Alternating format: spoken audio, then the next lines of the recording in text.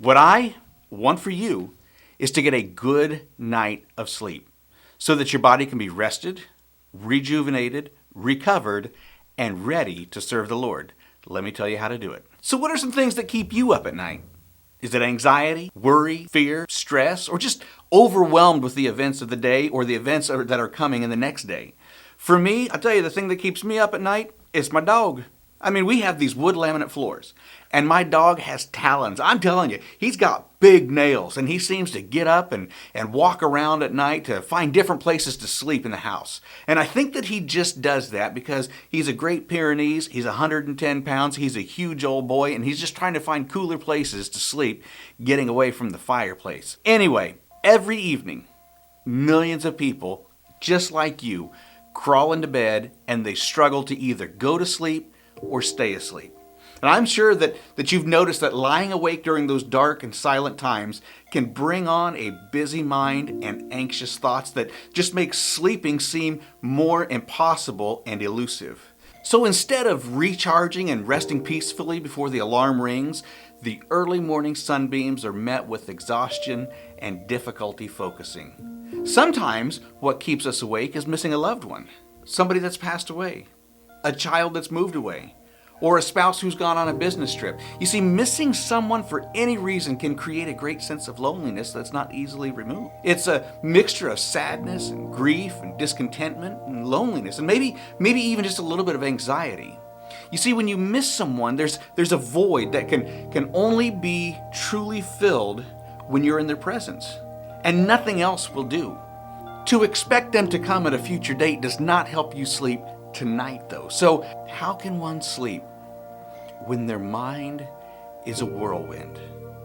Here's a simple answer that's not so simplistic. Call upon God with the understanding that He hears you and that He will comfort you. Now, it may not happen in the way that you want or the way that you expect, but He will help. Paul wrote to the church at Corinth. 2 words to pay attention to. Number 1 is comfort. For us, the word comfort often means emotional relief and a sense of well-being and freedom from pain or anxiety. The comfort that Paul has in mind has nothing to do with a feeling of contentment. You see, the comfort in this text relates to encouragement, help, exhortation. So God's comfort strengthens us, it sustains us, it encourages us so that we can face the troubles of life with great resolve that our Heavenly Father cares for us and goes with us through those deep, dark valleys. Now, God may not always remove the afflictions that come our way, but God always comforts us in those afflictions by giving us the courage to face them. Second word is affliction, and Paul uses this word affliction to refer both to the external distress that he was experiencing as well as the inner torment that he was going through. Now, for Paul, his affliction was a result of persecution because of the gospel. Now, our affliction is most likely not the same as his, but it can be just as great. You see, an idle mind is the devil's playground, right? And if the devil can distract you and grab your attention for 5 seconds, he's going to have it for 5 minutes. And in the quietness of the night, he will keep you up for 5 hours. So, how do we experience the comfort that God offers us so that we may be at peace and get the rest that we need? We call upon Him. We call upon Him.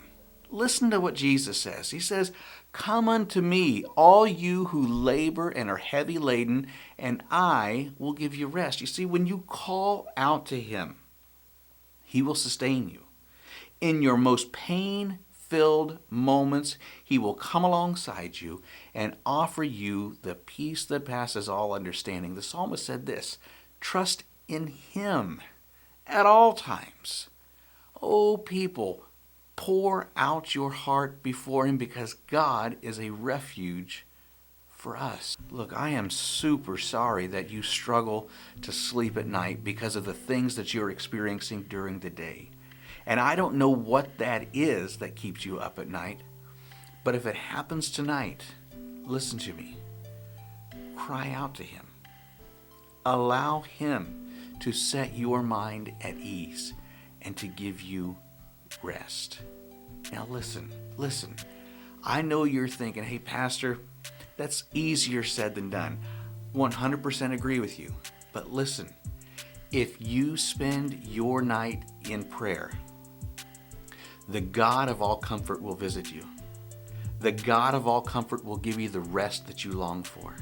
The God of all comfort will refresh, renew, and restore the strength in your body so that you will wake up rested and ready for another day to serve Him. Don't make excuses as to why you can't sleep. You give your time, you give your mind, and you give your anxieties to the Lord, and He will give you rest. God bless.